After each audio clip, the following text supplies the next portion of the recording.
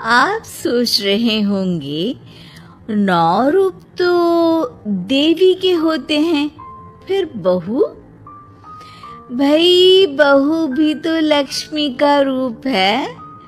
तो जब बहू के पैर पड़ने से घर में समृद्धि आती है तो और क्या क्या होता है, जरा देखिए। रामलाल और श्यामलाल 2 भाई थे। दोनों बड़े ही प्यार से साथ ही एक ही घर में रहते, लेकिन दोनों की बीवियों का रवैया एक दूसरे के लिए बिल्कुल ठीक नहीं था। एक दिन रामलाल की बीवी कहती है, अरे रमा, ये क्या कर दिया? सारा कचरा पूरे घर में फैला दिया। माफ करना दीदी, मैंने रखा तो एक ही जगह था, लेकिन हवा इतनी तेज चली कि उड़ गया। अभी उठा देती हूँ। हाँ, जल्दी करो। और एक बात, अब भाई साहब से बोल देना कि 2 रसोई कर ले। पता तो है मेरा बेटा सोहन बड़ा हो गया है, अब लड़की वाले भी आने लगे हैं, तो उसकी शादी हो ही जाएगी इस साल। हाँ दीदी, मेरा बेटा बिहान भी तो बड़ा हो गया है और उसकी भी तो शादी होनी है। ठीक कहती हैं आप। अब हम ऊपर वाले तल्ले पर शिफ्ट हो जाएंगे। मैं विहान के पापा से बात कर लेती हूँ। बात नहीं करना, शिफ्ट होना है, क्योंकि मैं अब साथ नहीं रह सकती। हाँ दीदी, ठीक है ना? फिर क्या, हो जाते हैं एक घर के, एक परिवार के 2 टुकड़े और 2 रसोई।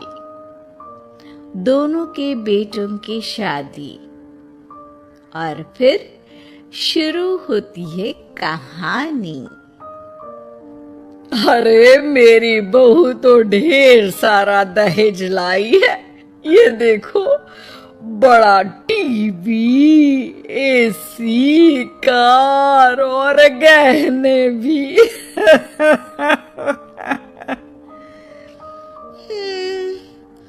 दीदी, ये तो बहुत अच्छा है, लेकिन है कहाँ आपकी बहू?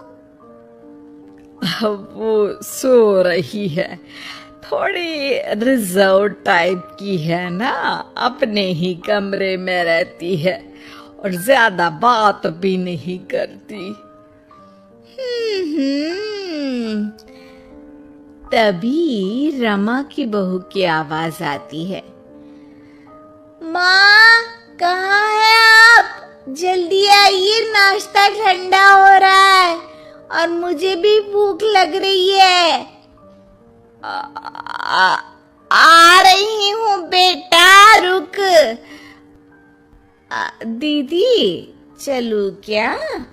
ये लड़की मेरे साथ ही बैठकर खाती है, वैसे भी भूख लगाई है। ये बोलकर वो चली जाती है। तभी श्यामा की बहू बाहर आती है और बाहर की ओर जाने लगती है। अरे बहू, कहीं जा रही हो क्या? क्या है माँ जी, बिना बात के ठोका मत करो। जा रही हूँ मैं। वैसे भी मेरे पापा ने कार घर में रखने को तो नहीं दी है ना? अरे नहीं नहीं बेटा, बिल्कुल बिल्कुल, घूमो घूमो। मैं तो कहती हूँ मुझे भी साथ लेकर जाया करो, साथ ही घुमा करेंगे। अरे नहीं नहीं, मैं आपके साथ बिल्कुल भी कंफर्टेबल नहीं हूँ। वैसे भी मैं शॉपिंग में जा रही हूँ, कहाँ आपको टांगती फिरूंगी। ये बोलकर श्यामा की बहू निकल जाती है। तभी उसके कान में ऊपर वाले तल्ले से हंसने की आवाज आती है। अरे ये कौन इतनी जोर जोर से हंस रहा है? ऊपर जाती है, जहां वो देखती है कि रमा और उसकी बहू साथ बैठकर बातें कर रही होती हैं। फिर तो मम्मी जी इतना मजा आया कि मैं क्या बताऊं। हाँ बहू, सुनने में ही हंसी नहीं रुक रही। तू तो वहां मौजूद थी। तभी दोनों की नजर श्यामा पर पड़ती है। अरे ताई जी आइए ना, आइए। वो उनके पैर छूती है और फिर चाय बनाकर लाती है। श्यामा अकड़ कर कहती है, अरे नहीं नहीं, मैं चाय वाय नहीं पीती, बस हंसने की आवाज आ रही थी तो सोचा बता दूं कि टीवी की आवाज धीमी कर लो। अरे टीवी वो देखो दीदी, धूल खा रहा है, वक्त ही नहीं मिलता देखने का। बहू के साथ वक्त कैसे बीत जाता है, इसकी बातें और किस्से कहानी किसी सीरियल से कम नहीं होते। श्यामा को खुशहाल रमा को देखकर जलन होती है। हाँ हाँ, मैं तो तंग आ जाती हूँ इतनी सारी बातें करके, मुझे तो सुकून पसंद है। ये कहकर श्यामा चली जाती है। अगले दिन रमा अपनी बहू के साथ घर से जा रही होती है कि तभी दरवाजे में श्यामा उन्हें टोकती है। अरे कहाँ जा रही हो दोनों? अरे देखिए ना दीदी, इसे शॉपिंग करने जाना था। मैंने कहा अकेली चली जा, तो कहने लगी मम्मी जी आप घर में अकेले बोर हो जाओगे ना, आप भी चलो हमारे साथ। अरे अभी इस उम्र में तू कहाँ घूमेगी?